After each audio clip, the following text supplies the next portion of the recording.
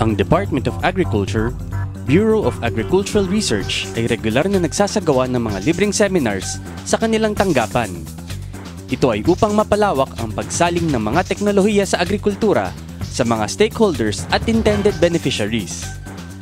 Noong ika-24 ng Setyembre ng taong ito, ang mga paksa sa BAR Seminar Series ay Profitable Innovative Growing System o Baboyang Walang Amoy, Native Chicken Production at Pag-aalaga ng Native Pig. Sa panahon ngayon, merong mga specific na areas lamang na kalimitan nag-aalaga ng native pigs. So ano po yung mga opportunity ng native pigs sa kasalukuyan?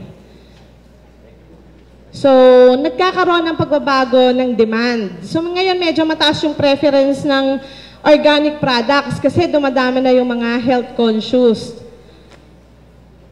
Tapos, mas marami rin ang may gusto ng lechong native pig. Ano pa yung ibang produkto na pwede nating makuha mula sa native pig? Ito po yung mga traditional products din natin, gaya ng itag, bagnet, longganisa, tapa, tapos may mga naggagawa na rin ng tosino. Yung balat ng native pig, pwedeng gawing leather, hotdog, at iba pa. Marami pong native pig din sa iba-ibang parts ng Pilipinas. Ito po lang yung iba na nakita namin. So ito po yung sa Abra. Ito po yung sa Kalinga. So, mga nakagala po ang baboy doon. Ito naman po yung sa Mountain Province. Yan. Sa Marinduque, sa Quezon, meron din po. Meron din po sa Iloilo. So, meron pa pong mga ibang lugar na may native pig, pero hindi pa lang namin napupuntahan. Magagandang katangian ng katutubong baboy. So bakit ba natin gusto yung native pig? Una, ito ay matibay laban sa parasito at karaniwang sakit kumpara sa mga standard breeds.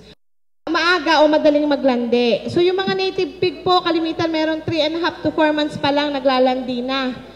Pero hindi din dapat natin hayaang makastahan agad.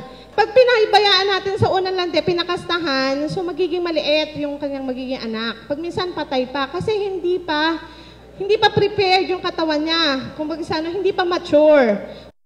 So, ano pa? Hindi maselang pakainin. Naghahanap ng sarili niyang pagkain. So, may sariling sikap. So, ito naman po nasa taas, kahit nakakulong, yan po ay baboy sa amin, sa Chaong. Ang pinakakain lang po namin din ay yung pinaghahalong mais, darak, at copra meal. Tapos, merong mga tricantera or yung madre de agua. Hindi din magastos sa pagkain at sa pabahay. Masarap ang lasa lalo sa lechon. Yung pong lechon na gawa sa native pig is malutong. Mas konti ang taba kumpara sa standard breed sa parehong edad. Mas mataas yung CP content ng native pig at saka yung mas mababa yung kanyang calories from fat at saka yung cholesterol content. Although may advantages ang native pig, meron ding mga kahinaan. So, mabagal lumaki. So, totoo naman po, wag natin ikumpara dun sa standard breeds kasi talaga mabagal siyang lumaki. Pero kahit siya mabagal lumaki, siya naman ay matipid palakihin. Ang native pig po, pag binigyan nyo ng commercial feeds, kayo po ay malulugi. So, wag nyo po siyang bibigyan ng feeds na kagaya ng ibinibigay nyo sa standard breeds. Maunting umanak. So, ang maunting umanak po, ito yung nakikita din namin kalimitan kasi yung mga native pig nagkakaroon ng inbreeding. At ang isa pa nga, nagkakaroon ng early breeding. O bata pa lang, nakakastahan na. Or yun nga, yung magkakamag-anak, nagkakaroon ng kastahan, kaya maunti ang kanilang anak. So, sa ngayon po, meron po mga area na magkakaiba yung itsura ng native pig nila. Kasi gusto nila, mapalaki agad yung native pig nila, kinocross nila sa kung saan-saan.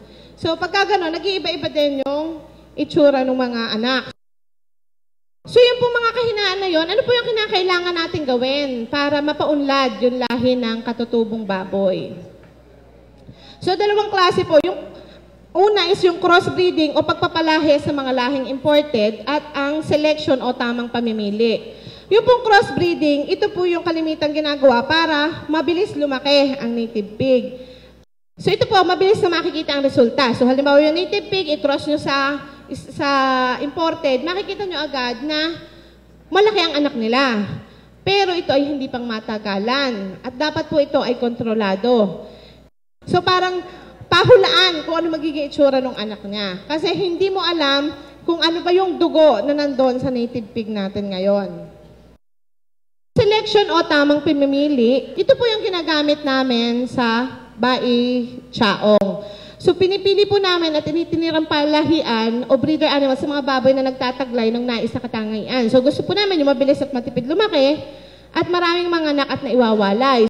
Huwag nyo kakatayin yung maganda. Siya yung gagawin nating palahian. Ito po ay pangmatagalan. Hindi po ba agad makikita yung sa unang pagpapaanak, hindi nyo agad makikita ang resulta, ang magandang resulta. Pero habang tumatagal, paganda ng paganda ang inyong mga alagang baboy.